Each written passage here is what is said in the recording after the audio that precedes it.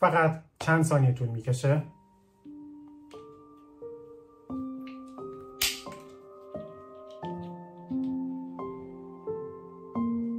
همین، به همین سادگی.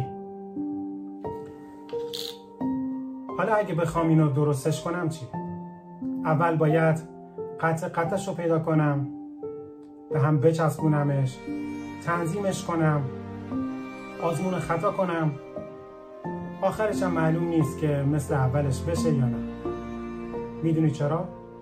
چون خراب کردن همیشه آسونه، آسون ترین راهه.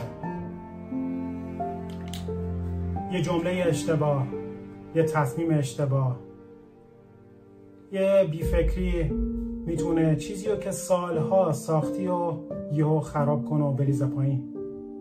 ولی ساختن اون یه انتخابه، انتخابیه که جرأت میخواد، حس میخواد، تلاش میخواد، ظرافت میخواد، عشق میخواد، فداکاری میخواد. واسه همینه که سازنده ها ارزش بیشتری دارن نسبت به خراب کننده ها. تو کتاب کیمیاگر یک جمله هست که همیشه تو ذهنم مونده. میگه اگه تو میخوای به یه چیز برسی، تمام کائنات دست به دست هم میدن تا تو بهش برسی، ولی نمیگه آسون بهش میرسی. واسه همین هم هست که ساختن سخته ولی ارزشمندتره. زندگی هم همینه.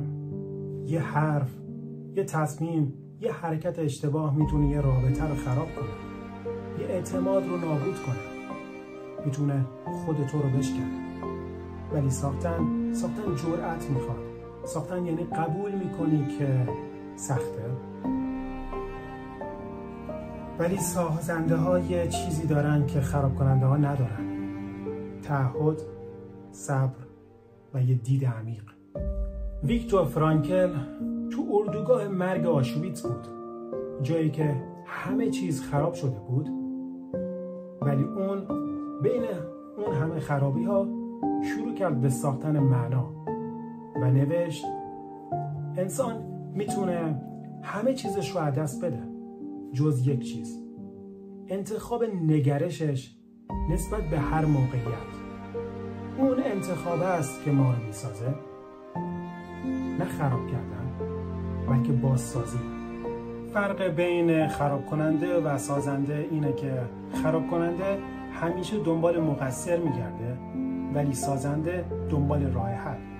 خراب کننده راحت فرار میکنه، ولی سازنده میمونه و میسازه. حالا تو بگو حق با کیه؟ من امروز یه عینک خراب کردم که شما ساختن رو یاد بگیرید. تا وقتی نساختی هیچی نگیر و هیچی نگو. حالا از تو میپرسم، آخرین باری که چیزی رو شکستی کی بود؟ آخرین باری که تصمیم گرفتی چیزی رو بسازی کی بود؟ خرابتر ز دلم هیچ خانه‌ای دیدی که از خرابترانش هزاران در دارد.